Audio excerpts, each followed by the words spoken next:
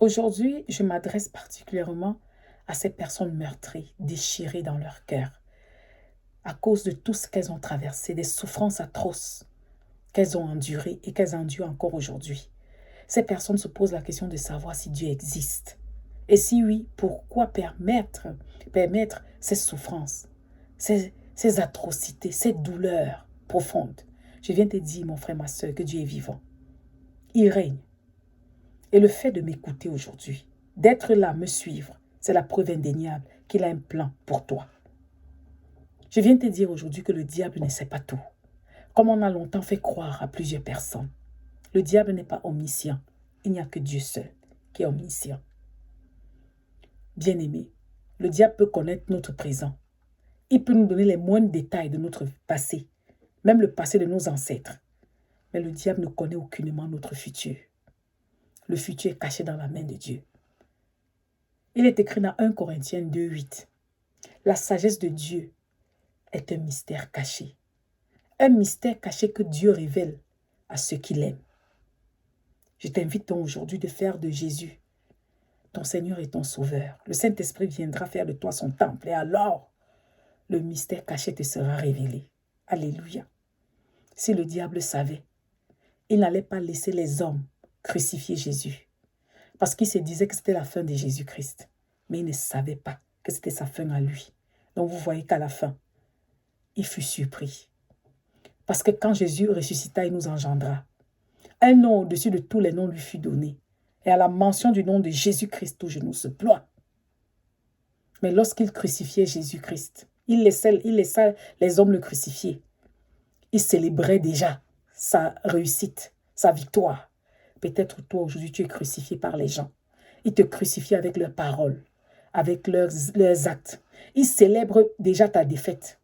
Mais si le diable savait, si le diable savait, car un enfant de Dieu est comme le vent. On le sent, mais personne ne sait d'où il vient et où il va. Si le diable savait, il n'allait pas frapper Job. Plus il affligeait Job, plus Job se rapprochait de son Dieu. En un jour, Job perdit tout ce qu'il avait, même ses propres enfants. S'il avait été ici aujourd'hui, on aurait dit que c'est un sorcier. Mais, en fin de compte, Dieu le bénit au centuple. Vous voyez, le diable fut surpris. Le diable ne sait pas tout. L'avenir est un mystère devant lui. Peut-être ta situation est similaire à celle de Job. Peut-être toi, tu as tout perdu. Tout ce que tu as, tous tes investissements, tu as tout perdu.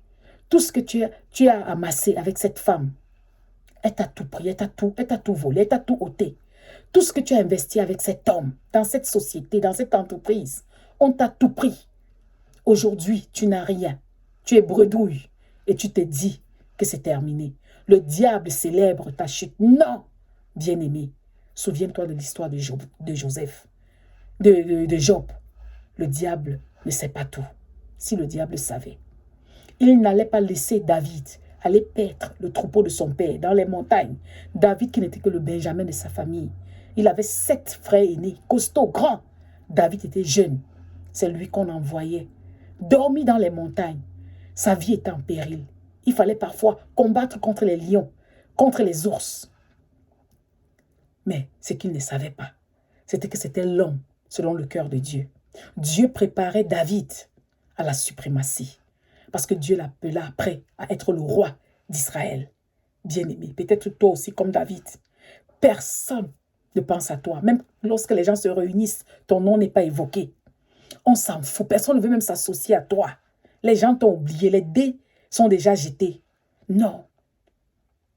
C'est une période de ta vie. Dieu est en train de te formater pour pouvoir gérer les bénédictions qu'il te donnera dans le futur.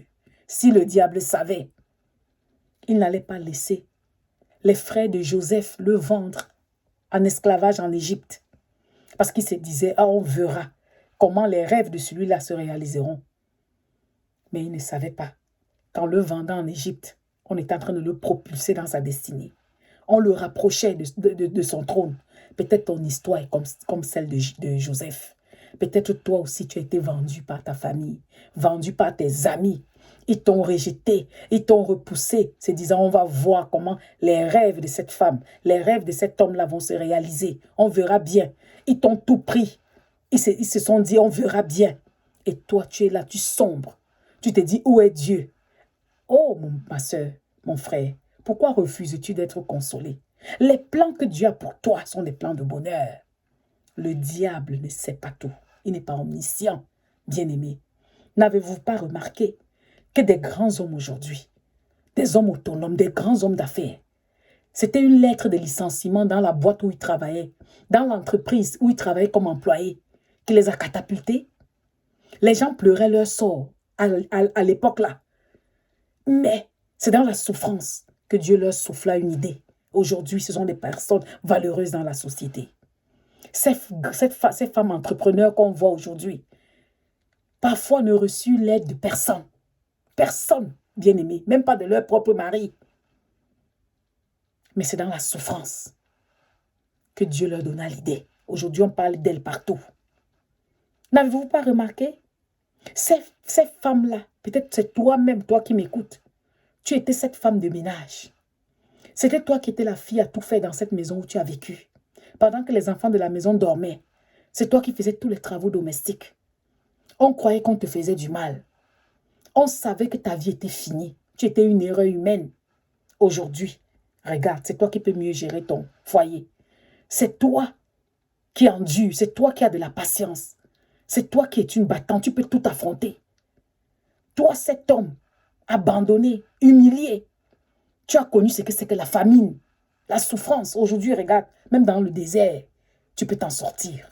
Pourquoi? Dieu est en train de te formater. Il est écrit dans 1 Corinthiens 2, verset 9, ce que Dieu a préparé pour toi, les yeux n'ont pas vu, les bouches n'ont pas parlé, les oreilles n'ont pas entendu, et cela n'est pas monté dans le cœur de l'homme. Pourquoi refuses-tu d'être consolé? Il est encore écrit dans Jean 11, verset 4, Jésus-Christ a dit, cette situation n'est pas la mort, mais pour la gloire de Dieu. Cette situation n'est pas la mort. Ce que tu es en train de traverser là, ce n'est pas la mort. C'est pour la gloire de Dieu. Si le diable savait, bien-aimé, il n'allait pas peut-être prendre cette personne chère.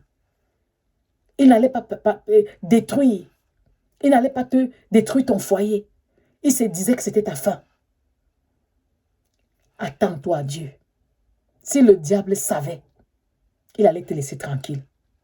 Mais plus il t'afflige, plus il provoque Dieu à te bénir. Bien-aimé, fais confiance en ton Dieu. Laisse-toi consoler par la parole de Dieu.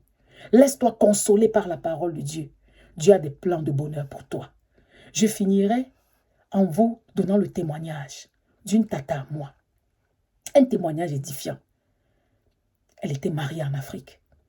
Un mariage où est connu de l'abus, de la maltraitance. Elle était piétinée, humiliée. Elle n'avait pas de valeur. Elle eut 3 enfants dans ce foyer. Son mari répétait adultère sur adultère. Il l'humiliait tout le temps. Elle se battait dans un petit commerce. Sa vie n'avait rien à envier. Et le divorce pour elle n'était pas une option. Parce que c'était vraiment une honte. Et chaque fois son mari l'insultait. Ta vie est finie, ta vie est finie. C'est fini pour toi. Quel homme peut encore avoir besoin de toi? Une vieille femme comme toi. Mais un jour, je vous dis un jour, son mari lui dit les mêmes paroles. Mais elle se leva et elle dit à son mari, ma vie n'est pas finie. Je veux te dire aujourd'hui qu'elle n'a même pas encore commencé. C'était prophétique et c'était vrai. Je viens te dire aujourd'hui, refuse. Même lorsque tu es dans le gouffre, même lorsque tu passes par les périodes noires de ta vie, les périodes de souffrance, tu passes par la vallée de l'homme de la mort, confesse la parole de Dieu, bien-aimé. Oui, tu peux perdre une bataille, mais tu n'as pas perdu la guerre. Si tu es tombé, relève-toi. Parce que Dieu avec toi, il t'amène quelque part. Cette tata-là, répudiée, voyagea pour l'Europe. Et puisqu'elle était déjà équipée par toutes ces choses qu'elle endura dans sa vie, elle brava ici le froid. Elle travailla dur. Et Dieu ouvrit ses portes. Elle se maria à un homme qui adopta ses 3 enfants. Aujourd'hui, je vous le dis, elle vit le bonheur total. Mais ce qui m'a le plus touché, bien aimé, c'est que cet homme-là son premier mari qui la répudia. C'est elle qui devint son assistance. C'est elle qui lui tint la main. C'est elle qui l'aida matériellement, financièrement, moralement, jusqu'à sa mort. Vous vous rendez compte?